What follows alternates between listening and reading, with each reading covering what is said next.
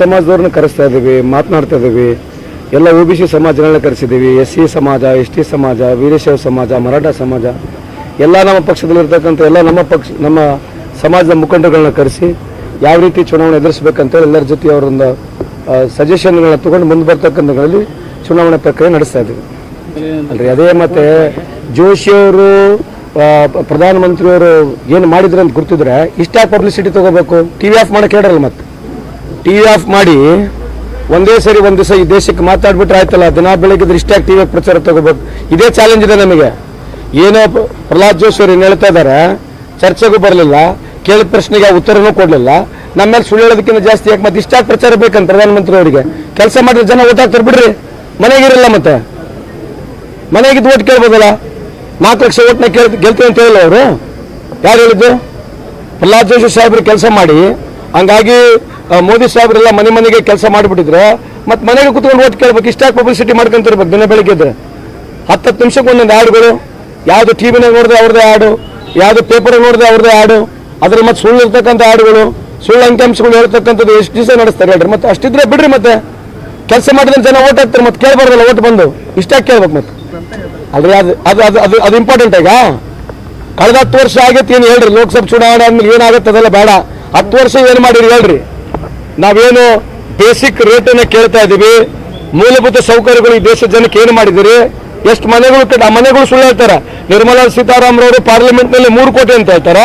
ತಕ್ಷಣ 2ನೇ ದಿವಸ ಪ್ರಧಾನಮಂತ್ರಿ 4 ಕೋಟಿ ಅಂತ ಹೇಳ್ತಾರೆ ಒಂದೇ ದಿನಕ್ಕೆ. ಸೊ ಈ ಥರ ಸುಳ್ಳು ಹೇಳಿ ಜನಕ್ಕೆ ಈಗ ಬರಲ್ಲ. ನೀವು ಹಳ್ಳಿಗಳಿಗೆ ಬರಲ್ಲ. ಪ್ರಧಾನಮಂತ್ರಿ ಮನೆಗಳು ಎಷ್ಟು ಬಂದ ನೋಡಿ ಬರಲ್ಲ. ಈಗ ನೀವು ಇಲ್ಲಿದ್ರೆ ತಾನೇ ಪ್ರಶ್ನವರು ಜೋಶಿ ಅವ್ರಿಗೆ ಕೇಳ್ರಿ, ಬಂದು ತೋರಿಸ್ರಿ.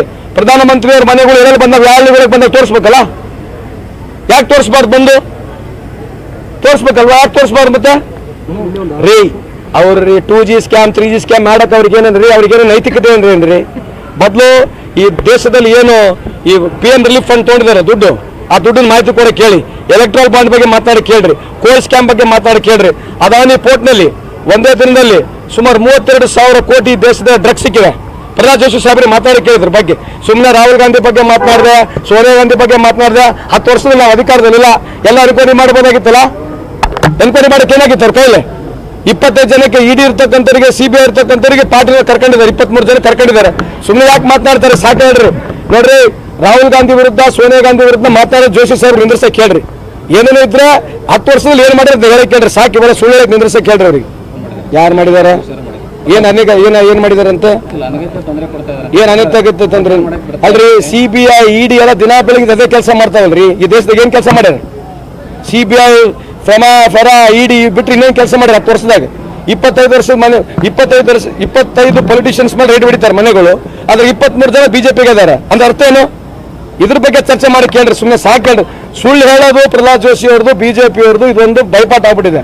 ಸುಳ್ಳಿನ 10 ಸಲ ಹೇಳಿ ಜನಕ್ಕೆ ನಿಜ ಮಾಡ್ತಕ್ಕಂಥದ್ದು ಬಿಟ್ಟರೆ ಇನ್ನೇನಿಲ್ಲ. ಕೋವಿಡ್ ವಿಷಯದಲ್ಲಿ ಎಲ್ಲ ಮಾತಾಡ್ತಿದ್ದೆ. ಕೋವಿಡ್ ಸಂದರ್ಭದಲ್ಲಿ ಜನ ಸತ್ತಿದ್ದಾರೆ ಗೊತ್ತಿದೆ ನಿಮಗೆ. ದೇಶದಲ್ಲಿ 45 ಲಕ್ಷ ಜನ ಜೀವ ಕಳ್ಕೊಂಡಿದ್ದಾರೆ. ಯಾರಿಗೆ ಹೋಗಿದೆ ಪರಿಹಾರ ಯಾರಿಗೆ ಹೋಗಿದೆ ಈ ದೇಶದಲ್ಲಿ? ಸುಮ್ಮನೆ ಮಾತಾಡೋದು. ನಾನು ಬೇರೆ ದೇಶಕ್ಕೆ ಹೋಗ್ಬಿಟ್ಟಿದ್ದೆ, ಅಲ್ಲಿ ಕೇಳಿದೆ ಅಂತ. ಕೋವಿಡ್ನ ನೀವು ಹೆಂಗೆ ನಿರ್ವಹಣೆ ಮಾಡಿದ್ರಿ? ಇದು ಹೊಸದಾಗಿದೆ. ಇದು ನರೇಂದ್ರ ಮೋದಿ ಅವ್ರ ಭಾರತ ಅಂತೆ. ನರೇಂದ್ರ ಮೋದಿ ಅವ್ರ ಭಾರತದಲ್ಲಿ 45 ಲಕ್ಷ ತೀರ್ಕೊಂಡು ಹೋದ್ರು. ಗ್ಯಾಸ್ ಇರಲಿಲ್ಲ, ವೆಂಟಿಲೇಟರ್ ಇರಲಿಲ್ಲ, ಡ್ರಗ್ ಸಿಗಲಿಲ್ಲ, ಕಾಮನ್ ಡ್ರಗ್ ಸಿಗಲಿಲ್ಲ. ಅವ್ನು ಡ್ರಗ್ ಮಾಡಿದವನು ಪುಣ್ಯಾತ್ಮ ಇವ್ರು ದುಡ್ಡು ಕೊಟ್ಟಿದ್ದಾನೆ. ಯಾರು ವ್ಯಾಕ್ಸಿನ್ ಕೊಟ್ಟಿದ್ದಾನು? ಪುನವಲ್ಲ, ಇವ್ರಿಗೆ ದುಡ್ಡು ಕೊಟ್ಟು ಹೋಗಿದ್ದಾನೆ ಅವನು. ಇವೆಲ್ಲ ನೂರದ ಚರ್ಚೆ ಮಾಡೋಕ್ಕೆ ಸುಮ್ಮನೆ ನೋಡ್ರಿ. ಚುನಾವಣೆ ಬಂದಿದೆ, ಸುಳ್ಳು ಹೇಳೋದು ಬಿಟ್ಟು 10 ವರ್ಷ ಏನು ಮಾಡಿದ್ರೆ ಕೆಲಸ ಕೇಳಿ ಓಟ್ ಕೇಳಕ್ಕೆ ಹೇಳ್ರಿ.